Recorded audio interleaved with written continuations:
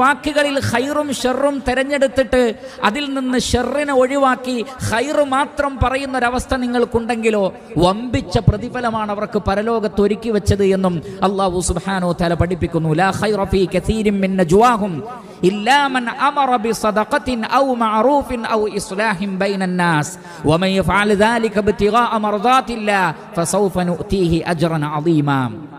അല്ലാഹു സുബ്ഹാനഹു വ തആല പറയുകയാണ്, നിങ്ങളുടെ സംസാരങ്ങളിൽ അധികവും ഖൈറില്ല, മറിച്ച് അധികവും ഷർറാണ്.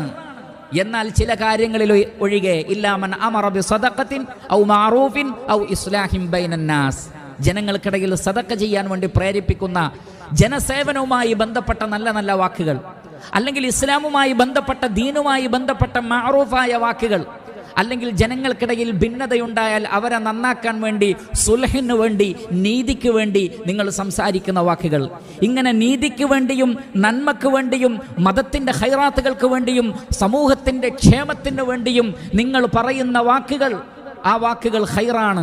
അതിനപ്പുറത്തുള്ളതിലെല്ലാം ഷർറാണ് ഉള്ളത്. ആരെങ്കിലും അള്ളാഹുവിൻ്റെ പ്രതിഫലം ആഗ്രഹിച്ചുകൊണ്ട് ആ നിലക്ക് ഷർറിനെ സംബന്ധിച്ച് മിണ്ടാതിരിക്കുകയും ഖൈറുകളിൽ മാത്രം നാവിനെ ഉപയോഗപ്പെടുത്തുകയും ചെയ്താൽ ഫസൗഫ നുഅതീഹി അജ്റൻ അദീമാ, വമ്പിച്ച പ്രതിഫലം നാം അവർക്ക് നൽകുന്നതാണ് എന്നാണ്.